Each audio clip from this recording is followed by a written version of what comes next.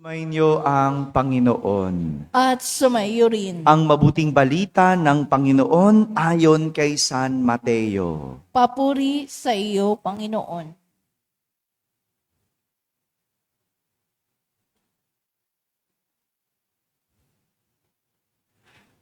Noong panahong iyon, lumapit kay Jesus ang mga alagad ni Juan Bautista at ang wika, malimit kaming mag-ayuno. Gayon din ang mga Pariseyo. Bakit po hindi nag-aayuno ang inyong mga alagad? Sumagot siya, maaari bang magdalamhati ang mga panauhin sa kasalan habang kasama nila ang lalaking ikinasal? Kapag wala na siya, saka pa lamang sila mag-aayuno.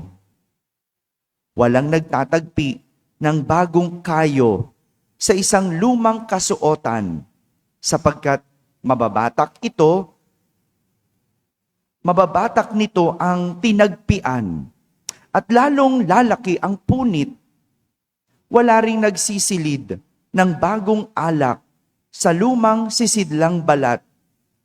Kapag gayon ang ginawa, puputok ang balat, matatapon ang alak, at mawawasak ang sisidlan. Sa halip ay isinisilid ang bagong alak sa bagong sisidlang balat, at sa gayoy kapwa nagtatagal. Mga kapatid, ang mabuting balita ng Panginoon. Pinupuri ka namin, Panginoong Hesukristo. Umupo ang lahat at makinig sa homilya. Magandang umaga po sa inyong lahat. Magandang umaga sa mga nasa barangay, mga nasa tahanan at nasa abroad na nagsisimba via online. Kasama kayo sa aming banal na pagdiriwang dito sa ating parokya. Isa sa pinahahalagahan at pinananatili ng mga Hudyo sa kanilang pananampalataya ay ang pag-aayuno. Sabihin nga po ninyo yon. Yan.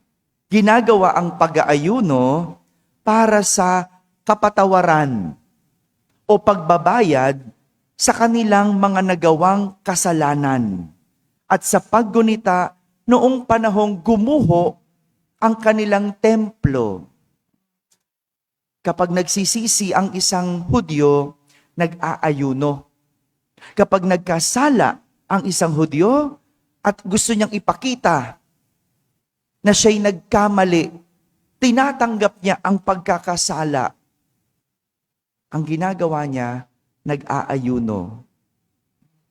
Ang pag-aayuno ay paraan ng kanilang paglilinis ng sarili at pagsasakripisyo. Dahil may nagawang kalabisan, sa pag-aayuno nila natuturuan ang kanilang sarili na magtimpi at magpigil. Ang ganda nun, no? Ulitin ko. Dahil sa nagawa nilang kalabisan, sa pag-aayuno, natuturuan ang sarili para magtimpi o magpigil. Yung gumastos ka ng marami, nung isang araw, ngayon, hindi ka nagtitimpi, wala ka na lang talagang panggastos. No? Masyado ka nagmalabis di ba? Nagmalabis, sumobra ka sa gastos, di ba? O, di kinabukasan, hindi ka nagtitimpi. Nagtitiis. Nagtitiis ka na lang. Paano pa ititimpi mo? Inubos na. Di ba? Pero, yun yung tinuturo ng pag-aayuno dahil may nagawa kang kalabisan. Tinuturuan ng iyong sarili na magtimpi at magpigil. Kaya naman, ganun na lang kung sitahin ng mga Hudyo ang mga alagad ni Jesus. At ganun na lang pagsabihan ng mga alagad ni Juan Bautista, ang mga alagad ni Jesus dahil napansin nila na hindi nag-aayuno ang mga alagad ni Jesus. napilitan si Jesus na sagutin ang mga tanong ng mga alagad ni Juan Bautista.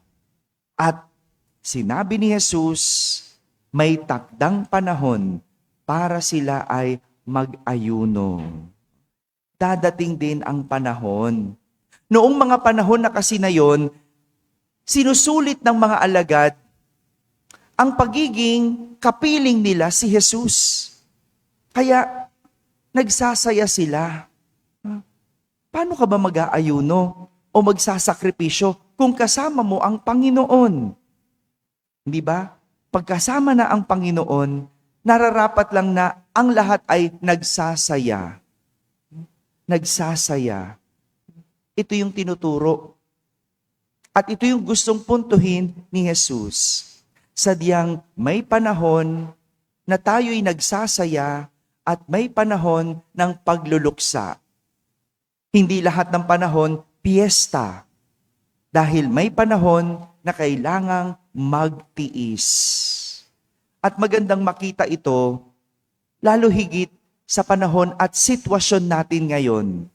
Makakatulong sa atin para mas lalo tayong maging mulat sa mga nangyayari sa paligid. Maganda ang disiplinang tinuturo ng pag-aayuno. Dahil dito, natuturuan tayo hindi lang magtimpi, kundi iayon ang ating kinikilos sa nangyayari sa ating paligid. Dahil alam mong may nahihirapan, maiintindihan mo na hindi ito panahon para magdiwang. Halimbawa, yung nanay at tatay mo naghihirap, birthday mo ngayon. Hihingi ka ba ng birthday party? Hello? Magdadabog ka ba kung walang handa? Kasi alam mo, may nahihirapan. Alam mong naghihirap. Dahil alam mong may mga nagugutom. Madaming nagugutom. Hindi ito panahon para mag-aksaya ng pagkain. Hindi ito panahon para maghanap ng sobra-sobra. May mga pilosopo na kapag sinaway mo, di ba? Uy, ubusin mo yung pagkain mo sa plato. Maraming nagugutom. Ano sabi ng mga pilosopo? Pag inubos ko ba to, mabubusog sila. Di ba? Ganyan yung mga katwiran ninyo, di ba? No? Oo, hindi sila mabubusog. Pero, hindi naman yan panahon para ikaw ay mag-aksaya. Dahil alam mong may nahihirapan, alam mong kayo'y nasunugan, hindi ito panahon para magwaldas. Hindi ito panahon para mamasyal. Di ba? Sunugan kayo, nag-outing ka, ginastos mo yung pera sa iba. O, pag uwi mo, walang bahay. Ganun ba yon? Tama ba yon? Ang tawag natin dito, pakikiramay. Hindi ibig sabihin, kailangang mahirapan. Hindi ibig sabihin, kailangan maghirap ka din. Kundi, dinadamay mo ang iyong sarili sa pinagdadaanan ng iyong kapwa. At yan ang nagdudulot sa iyo para kumilos ng naaayon. Ang mga alagad ni Jesus nagsasaya dahil may dahilan para sila'y magsaya. At ito ay dahil kapiling nila si Jesus. Dahil hindi pa ito ang panahon para sila ay magluksa at magsakripisyo. Tandaan, hindi sa lahat ng panahon magsasaya. Hindi din naman lahat ng panahon magtitiis. Ang mahalaga, alam mo kung kailan magsasaya at magtitiis. Dahil sa pagtitiis, nalalaman natin ang halaga ng pagsasaya. At sa pagsasaya, nalalaman natin ang kahulugan ng pagtitiis. Mga kapatid, ang tinuturo ni Jesus sa atin ay hindi lang ang pag-aayuno, kundi ang maging sensitibo sa ating kapwa at sa paligid upang makakilos tayo ng naaayon at makita sa ating ginagawa. Amen.